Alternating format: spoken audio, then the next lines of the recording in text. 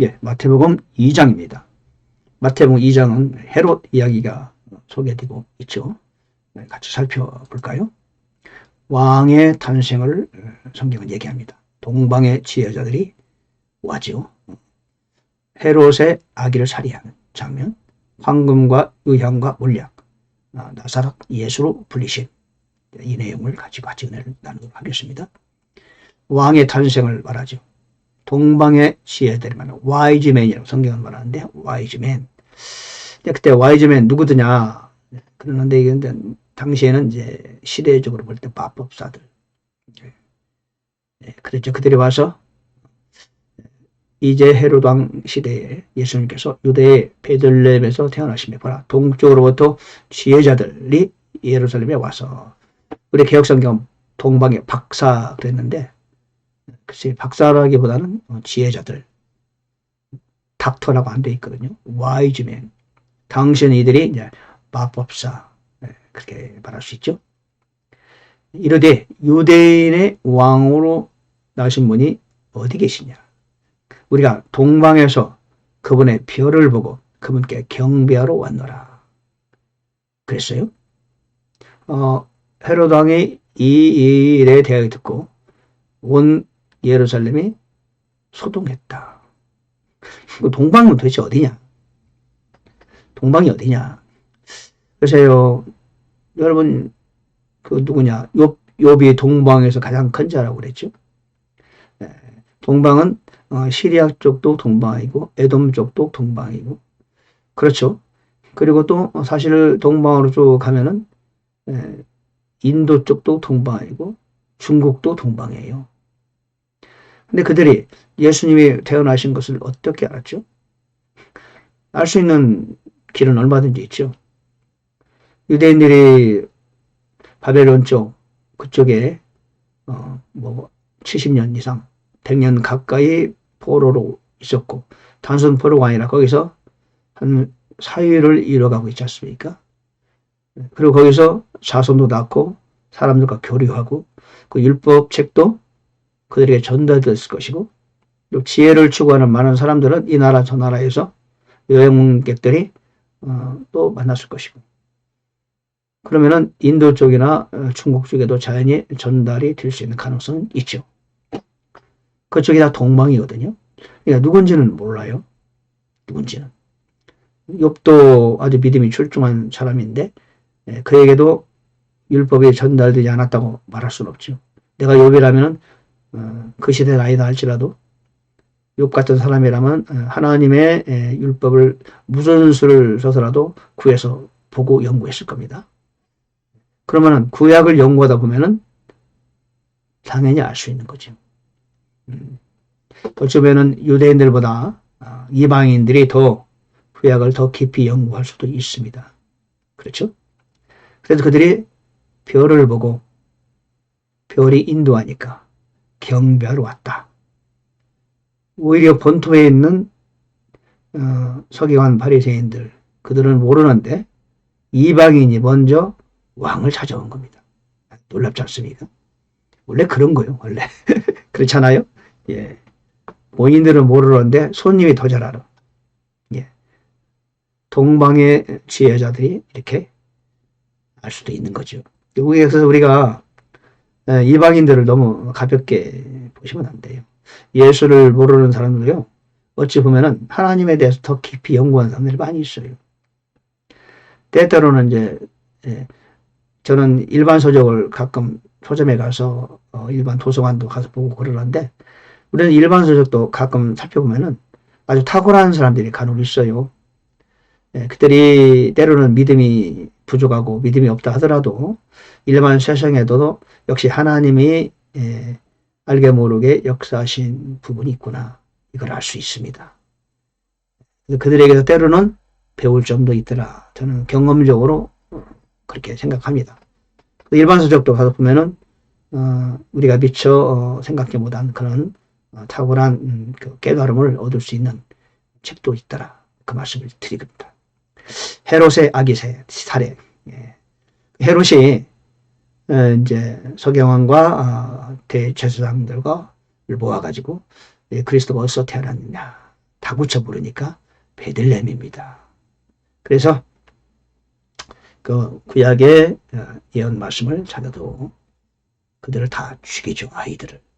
2살 아래의 아이를 다 죽입니다.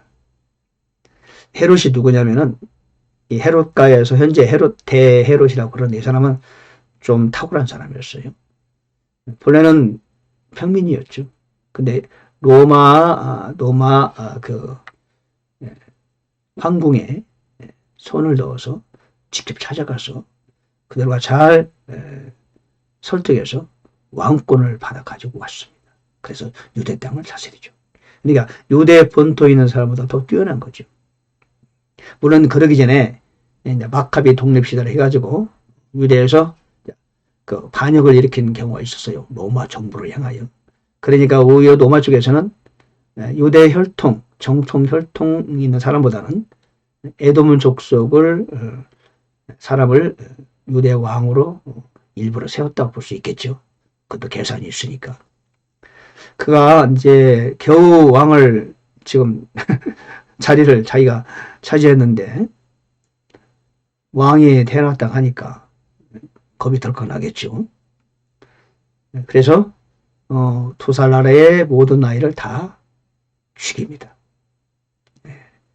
그래서 억울하게 죽는 아이가 있었죠. 그러나 억울한 건 아니죠.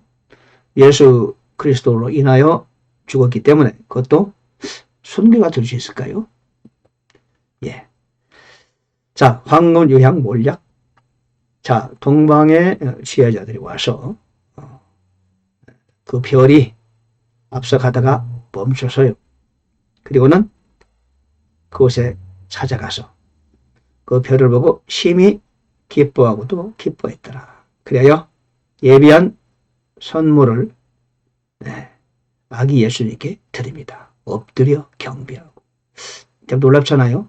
유대인의 왕으로 태어났으면 그들과는 별로 상관이 없는데도 불구하고 그들은 이미 알았던 거죠. 그분이야말로 온 세계를 구원할 자, 온 세계의 왕이 되실 분이다. 아주 예의가 있는 사람 아닙니까? 그죠? 동방의 사람이라 할지라도 율법은 몰랐다 하더라도 얼마나 참 뛰어난 그 예지가 있는 사람들입니까? 자기들의 보물함을 열어서 황금과 유향과 몰약을 이제 아기 예수께 드립니다. 이게 무슨 의미가 있어 드렸을까요? 황금은 뭡니까? 황금은 왕을 의미하는 겁니다. 유향은 제사장을 말합니다. 왜냐하면 제사장은 제사를 드릴 때 향을 피우거든요. 몰약은 뭐죠? 선지자를 의미합니다. 대언자. 선지자는 쓰고, 쓴고, 슬픔과 탄식과 눈물을 의미하는 거죠.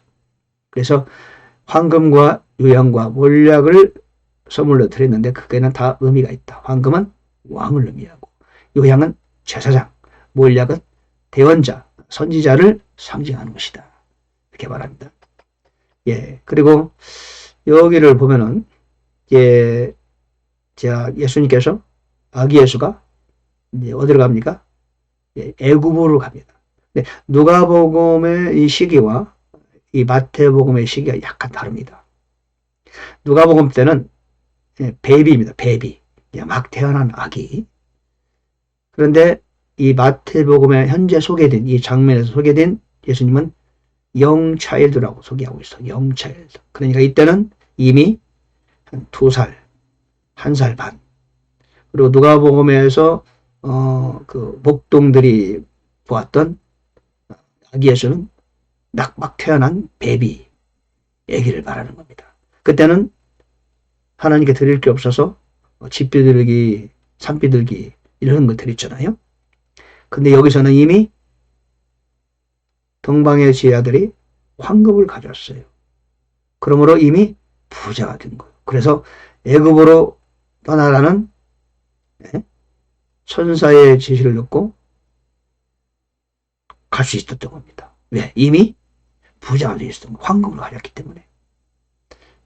누가복음의 예수 시기와 마태복음에 소개되는 아기 예수는 시기가 좀 달라요. 태어난 지 1, 2년쯤 지났을 때 그때 동방의 지혜자가 예수 그리스도를 방문하게 된 거죠. 그리고 애굽에 가셨고 다시 또 주의 천사가 꿈에 요셉에게 나타나서 아이를 데리고 이스라엘 땅으로 들어가라. 아이를 찾던 생명을 찾던 자들이 죽었느니라. 대헤롯이 이제 죽은 겁니다. 그래서 어머니를 데리고 요셉이 아기를 데리고 이스라엘 땅으로 들어가서 이제 어디로 갑니까? 예, 나사렛이라는 동네로 가게 되고 거기서 이제 나사렛 사람이다 라는 호칭을 예수께서 듣게 되는 것이죠. 예. 주의 천사가 꿈에 요셉에게 나타나서 그렇게 인도하는 그대로 요셉은 잘 따라간 거죠. 다시 말씀드리면 누가복음의 예수 아기 때는 가난했어요. 그러나 이때 약 1, 2년이 지난 이때의 요셉 가족은 황금을 선물로 받았기 때문에 넉넉한 여유가 있었다. 그래서 애굽에 가서 살 수 있었고 또 애굽에서 이스라엘로 올 수가 있었다. 사실을 이제 여러분 이런 건 성경에서 말하지 않죠. 그러나 우리가 성경을 잘 살펴보면은 이런 것들을 충분히 찾아낼 수 있습니다. 자, 오늘 마태복음 2장에서는 왕의 탄생과 동방의 수혜자들 그리고 황금 유양 몰약에 대해서 같이 살펴봤습니다. 예, 감사합니다.